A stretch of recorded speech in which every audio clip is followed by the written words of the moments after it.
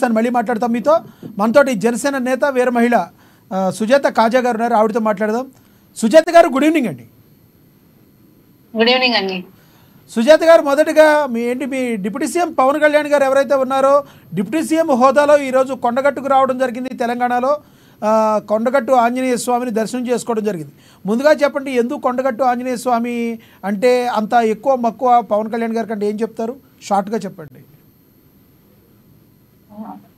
లక్ష్మీనాథ్ గారు, ముందుగా మీకు అలాగే ప్యానెల్లో ఉన్న తోటి ప్యానెల్ సభ్యులందరికీ గుడ్ ఈవినింగ్ అండి.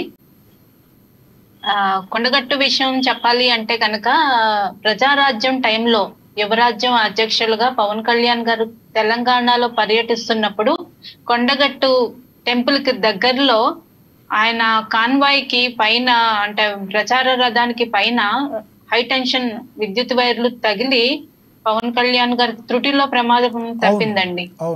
ఆయన పక్కనున్న చాలా మంది స్పృహ తప్పి పడిపోవడం జరిగింది. ఆయనకు కూడా కొంచెం చిన్నగా, ఆయన చెప్పాలంటే ఆయన చాలా సేఫ్ గానే బయటపడ్డారు.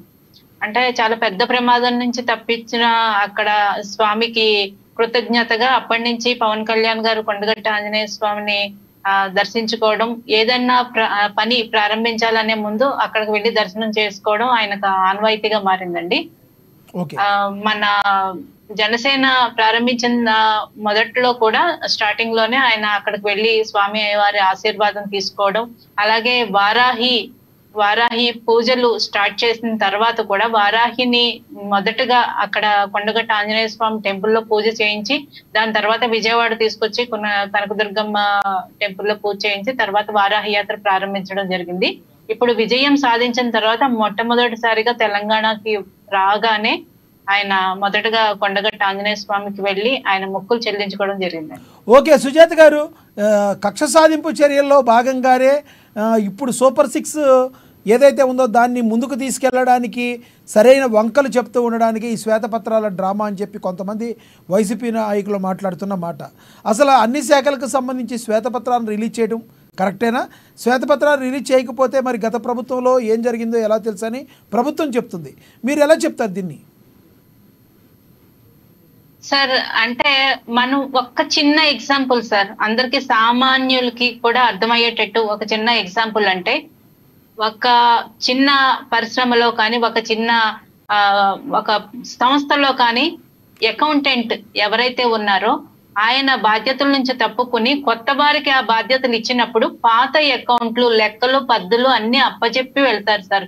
అంటే అది చాలా క్లియర్ గా వాళ్ళ యాజమాన్యానికి కానీ అక్కడ ఉన్న స్టాఫ్ కానీ అకౌంట్స్ డిపార్ట్మెంట్ లో వాళ్ళందరికీ కానీ ఇప్పటి వరకు ఉన్న డెబిట్స్ ఎన్ని, మనం ఇంత క్రెడిట్స్ లో ఉన్నాం, ఇంత డెబిట్స్ లో ఉన్నాం అంత అంటే క్లియర్ గా చెప్పి అక్కడి నుంచి ఆయన ఛార్జ్ తీసుకుని నెక్స్ట్ లెక్కలు చూస్తారు. ఎందుకంటే దాని తర్వాత ఏమైనా వచ్చే లోటుపాట్లు ఆయన జవాబుదారీ ఉండాల్సి వస్తుంది కాబట్టి ఎవరైనా లెక్కలు తీసుకునేటప్పుడు అలా చేస్తారు.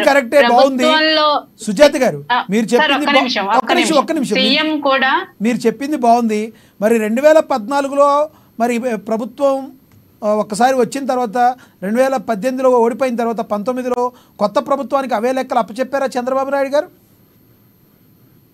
ఇక్కడ ఎవరు లెక్కలు అప్పచెప్పరు సార్.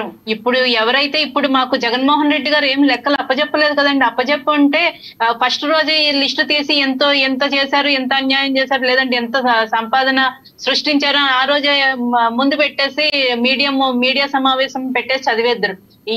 వాళ్ళు ఏమో అప్పచెప్పలేదండి.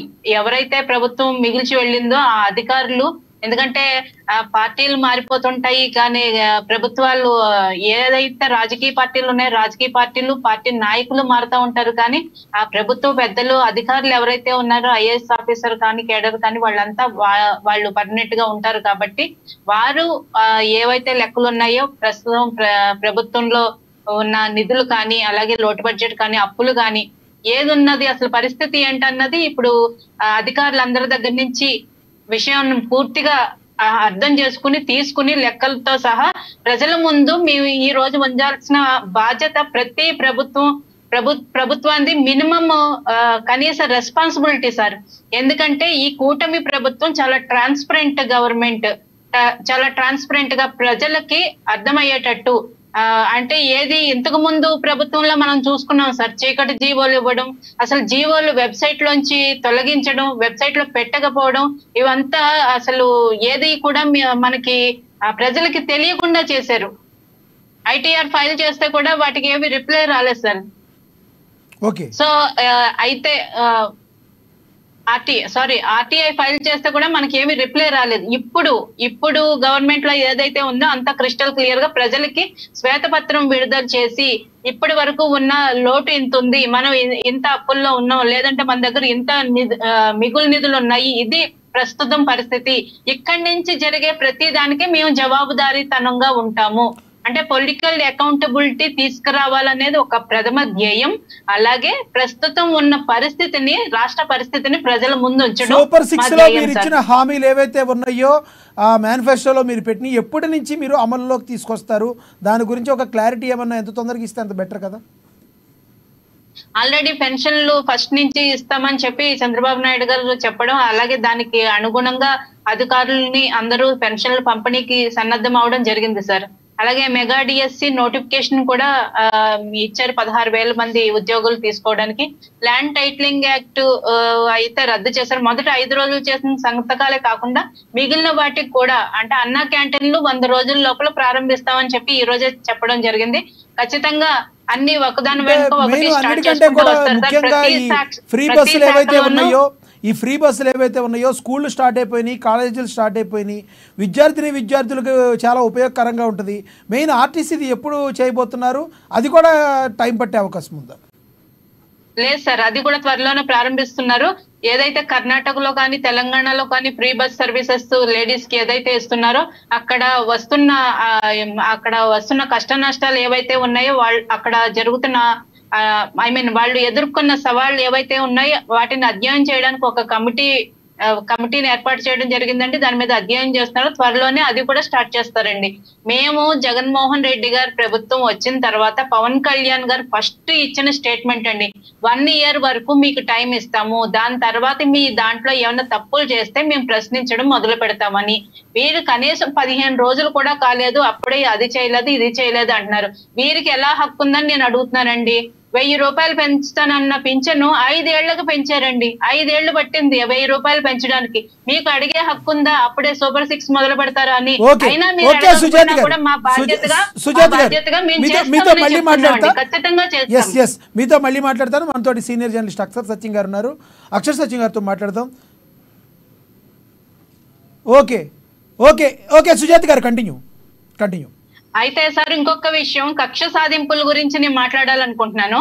కక్ష సాధింపులు అంటే ఇప్పుడు జగన్మోహన్ రెడ్డి గారిని అక్రమంగా అరెస్ట్ చేసేసో, లేదంటే విడుదల రజనీ గారినో కొడాలి నాని గారినో అరెస్ట్ చేసేసి, లేదంటే వారికి ముందస్తు నోటీసులు ఇవ్వకుండా చంద్రబాబు నాయుడు గారి విషయంలో ఎలా చేశారో అలా చేసేసో, లేదంటే వారి కార్యకర్తలను తీసుకొచ్చి కొట్టేసో, అట్లాంటివి కక్ష సాధింపు చర్యలు అంటారు సార్. అదేమీ జరగట్లేదు కదా.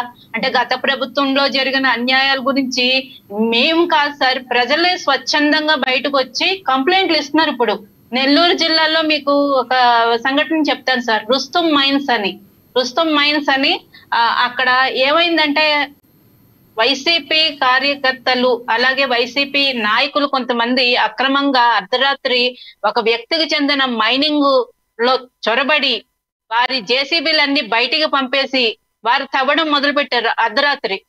ఆ మైనింగ్ ఓనర్ ఎవరైతే ఉన్నారో ఆయన పరిగెట్టుకుంటూ వస్తే వాళ్ళని కొట్టడానికి పోయారు. పోలీస్ కేసు పెట్టడానికి ఎఫ్ఐఆర్ కూడా రిజిస్టర్ తీసుకోలేదు, ఎఫ్ఐఆర్ కట్టలేదు. వెంటనే వీళ్ళు ఆ 2 జేసీబీలని మీరు స్వాధీనం చేసుకోండి, మీరు అక్కడి నుంచి తొలగించండి అని చెప్తే, ఒక్క నిమిషం ఇది జరిగినవి తెలియాలి ప్రజలకు కూడా. 2 జేసీబీలని తొలగించమని చెప్తే నెక్స్ట్ డే ఇంకో 10 జేసీబీలు వచ్చి తవ్వడం మొదలు పెట్టినాయి. అంటే అక్రమంగా వాళ్ళు చొరబడ్డమే కాకుండా 1,50,000 ఖనిజం వాళ్ళు తవ్వింది కూడా అమ్మేసుకున్నారు. ఈ ప్రభుత్వం పోయే వరకు ఆ మైన్ వాళ్ళకి హ్యాండ్ ఓవర్ చేయలేదు సార్. అలాగే విడుదల రజనీ గారు గురించి కూడా కంప్లైంట్లు వస్తున్నాయి. క్వారీ యజమానులకి వాళ్ళ దగ్గర లంచం అడిగారని చెప్పి. అలాగే మనకి కృష్ణపట్నం వీటన్నిటికీ కోర్టులోని కూడా ఆధారాలు ఉండాలి కదండి. ఆధారాలు ఉన్నాయా? ఆధారాలు ఉంటే అప్పుడు చట్టం తన పని చేసుకుంటుంది. ఖచ్చితంగా ఆధారాలతోటే బాధ్యతలే పెడుతున్నారు సార్ కేసులు. మేము ప్రభుత్వం పవన్ కళ్యాణ్ గారు లేదంటే చంద్రబాబు నాయుడు గారు పెట్టడం కదండి. పవన్ కళ్యాణ్ గారు, చంద్రబాబు నాయుడు గారు, లోకేష్ గారు చేస్తున్నది ఏంటంటే